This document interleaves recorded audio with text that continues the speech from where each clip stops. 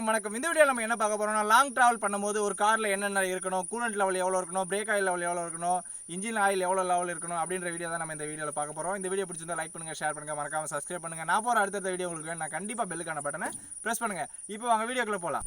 இந்த வீடியோவில் என்ன சொல்ல போகிறோம்னா, நம்ம சர்வீஸ் பண்ணியிருப்போம் வண்டியை, கடைசியாக வந்து லாஸ்ட் சர்வீஸ் பண்ணாமல் இருப்போம். அதனால் வண்டி ஒரு எமர்ஜென்சியாக நம்ம வண்டியை வந்து நம்ம ஒரு இடத்துக்கு போகணும், ஒரு லாங் ட்ராவல் பண்ணணும்.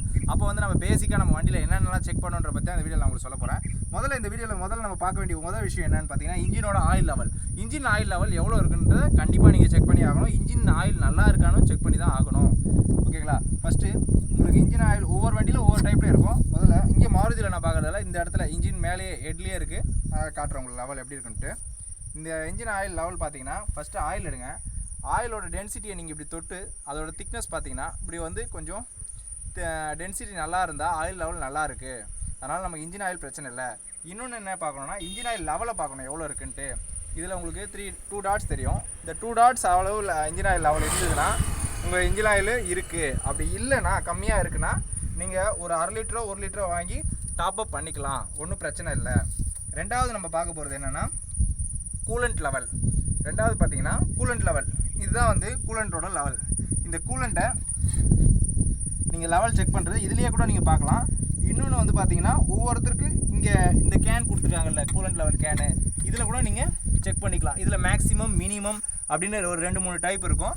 அந்த லெவலில் பார்த்தீங்கன்னா ஆவரேஜ் அந்த லெவலில் நீங்கள் செக் பண்ணி எவ்வளோ இருக்குன்னு பார்த்துக்கலாம். நீங்கள் மோஸ்ட்லி இதே கூட பார்த்துங்க. வண்டியை ஸ்டார்ட் பண்ணி லாங் ட்ராவல் பண்ணி இதை தயவு செஞ்சு ஓப்பன் பண்ணிடாதீங்க. வண்டி கூலிங்கில் இருக்கும்போது மட்டும்தான் இதை ஓப்பன் பண்ணணும். ஹீட்டில் ஓப்பன் பண்ணிங்கன்னா இது வந்து உங்களுக்கு ஹீட்டாக வந்து வெளியே வந்து ஸ்ப்ரே பண்ணுற மாதிரி உங்கள் ஃபேஸில் இல்லை கை காலில் பட்டுரும். ஓகேங்களா? வண்டி வந்து கூலிங் டைமில் தான் இதை ஓப்பன் பண்ணணும். இந்த ஆயில் செக் பண்ணுறீங்க, ஒரு வேளை இதோட லெவல் கம்மியாக இருக்குன்னா உடனே வந்து வீட்டில் இருக்க தண்ணியை பிடிச்சி ஊற்றிடாதீங்க. அது ரொம்ப தப்பு. நிறைய பேர் அப்படி தான் பண்ணுறீங்க. எல்லாம் வந்து சரி ஓகே கூலண்ட் லெவல் தண்ணி லெவல் கம்மியாக இருக்குது, ஒரு 2 லிட்டர் கேன வீட்டில் தண்ணி போடுறா அதில் ஊற்றுவோம் அப்படிலாம் ஊற்றாதீங்க. டிஸ்லரி வாட்டர் அப்படின்னு கடையில் 10 ரூபாய்க்கு ஒரு வாட்டர் விற்குது.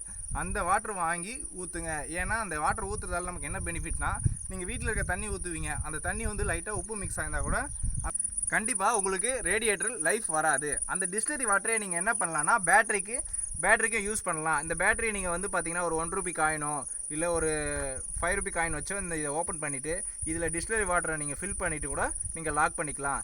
அதேமாதிரி வந்து பார்த்தீங்கன்னா பேட்டரியில் இன்னொரு விஷயம் சொல்கிறேன். இந்த பேட்டரியில் வந்து பார்த்தீங்கன்னா வெள்ளையாக உப்பு பூத்த மாதிரி இருக்கும்.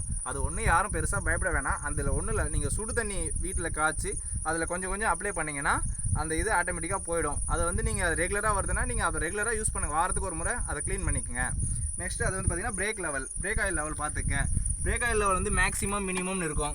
நீங்கள் அதில் மேக்ஸிமம் அளவு எப்பயுமே பிரேக் ஆயில் லெவலை மெயின்டைன் பண்ணிக்கோங்க. ஓகேங்களா? ஓவராலாக இந்த வண்டியில் இதுதான் நீங்கள் செக் பண்ணணும். இதெல்லாம் செக் பண்ணிவிட்டு நீங்கள் ஒரு லாங் ட்ராவலை கண்டிப்பாக மெயின்டைன் பண்ணி போகலாம். இன்னொன்று பார்த்தீங்கன்னா டயரில் ஏர் செக் பண்ணுங்கள். அதுக்கப்புறம் டயர் பட்டன் நல்லா இருக்கா பாருங்கள். எப்பயுமே நீங்கள் லாங் ட்ராவல் பண்ணும்போது ஃப்ரண்ட் டயர் எப்பயுமே நல்லா இருக்கான்னு பார்த்துங்க. ஏன்னா ஒரு டயர் லாங் ட்ராவல் பண்ணுறோம், டயர் நல்லா இல்லை, ஒரு பஸ்ட் ஆகுதுன்னா கூட பேக் டயர் சமாளிச்சிடலாம், ஃப்ரண்ட் டயர் கொஞ்சம் கஷ்டமாக இருக்கும். அதனால் ஃப்ரண்ட் டயர் எப்பயுமே நல்ல பட்டன் உள்ள டயராக பார்த்து யூஸ் பண்ணுங்கள். நன்றி, வணக்கம்.